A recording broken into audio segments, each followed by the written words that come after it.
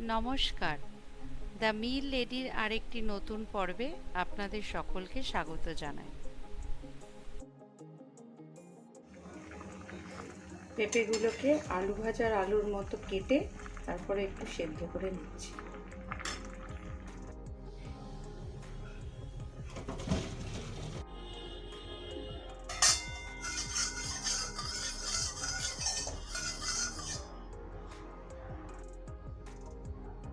পেঁপে খেতে আমি একদমই ভালোবাসি না, তো আমি যে বান্ধবীর বাড়িতে গিয়েছিলাম, তো সেখানে কাকিমা একটা ভাজা আমাকে দিয়েছিল। তো আমি খেয়েছি, খেয়ে ভালোই লেগেছে, কিন্তু বুঝতে পারিনি যে ওটা পেঁপে। তো পরে যখন আমি জিজ্ঞাসা করি যে ওটা আমি কি খেলাম, তখন আমাকে কাকিমা বলেছিলেন যে ওটা পেঁপে ভাজা। তো তারপর থেকে পেঁপে এলেই বাড়িতে আমি এটা করি, মানে এই ভাজা, এই রেসিপিটা করি। অন্য কোনো কিছু আমি খাই না, আমার ভালো লাগে না। তো আজকে বাজার থেকে পেঁপে এনেছে, তো আমি ভাবলাম তাহলে সেটাই করি, আর আপনাদের সাথেও রান্না করতে করতে শেয়ার করে নিই যে কিভাবে এটা বানায়। তো তেল আমি কড়াইতে দিয়ে দিয়েছি, আমি সাদা তেল দিয়েছি, তেলটা গরম হয়ে গেছে। এবার এর মধ্যে দিয়ে দেব আমি জিরে ফোড়ন, সামান্য জিরে ফোড়ন দেব, আর দিয়ে দেব অল্প একটু রসুন।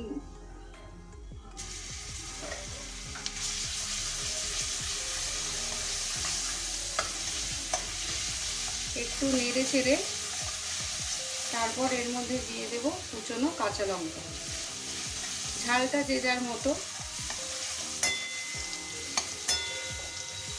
রসুনের কাঁচা গন্ধটা চলে গেলে এর মধ্যে দিয়ে দেব সামান্য একটু হিং।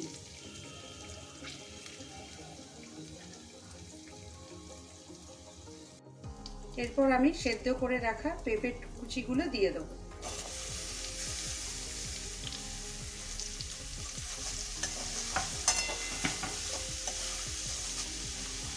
আর এর মধ্যে দিয়ে দেবো কুচনো পেঁয়াজ। এখানে একটা বড় পেঁয়াজ আছে। সব দিয়ে ভালো করে ভেজে নেব। এবার একটু ঢাকা দিয়ে দেবো, 5 মিনিট মতো রাখবো ঢাকা। ঢাকা তুলে নেব।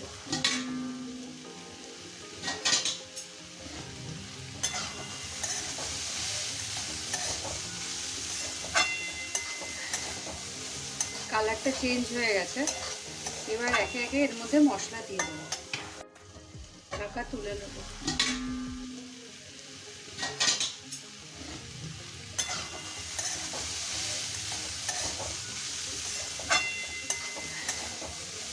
কালারটা চেঞ্জ হয়ে গেছে। এবার একে একে এর মধ্যে দিয়ে দেবো সামান্য হলুদ গুঁড়ো,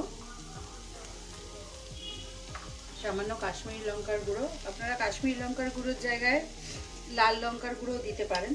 আমি যেহেতু লাল লঙ্কা ইউজ করি না, সেই জন্য কাশ্মীরি লঙ্কার গুঁড়ো দিলাম কালারের জন্য।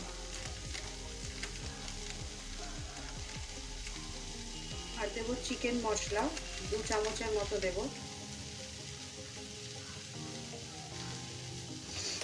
আর দেবো স্বাদ মতো নুন।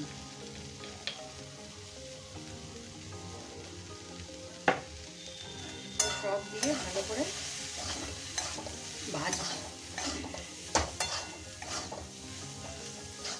যাতে কোনো জল পড়বে না।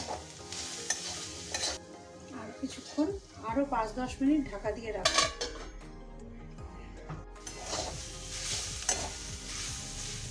ভাজা প্রায় হয়েই গেছে। এবার নামানোর আগে অল্প একটুখানি ভিনিগার দিয়ে দেবো। আপনাদের কাছে লেবু থাকলে লেবুর রস দিয়ে দেবেন, 1 চামচের মতো দিলেই হবে। আমার কাছে এই মুহূর্তে লেবু নেই, তাই আমি অল্প ভিনিগার দিই। হয়ে গেছে আমাদের পেঁপে ভাজা।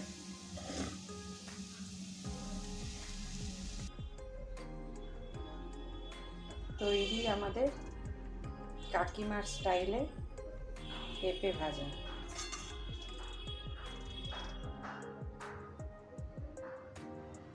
যারা নতুন দেখছেন তারা অবশ্যই সাবস্ক্রাইব করে দেবেন। ভালো থাকবেন, সুস্থ থাকবেন। নমস্কার।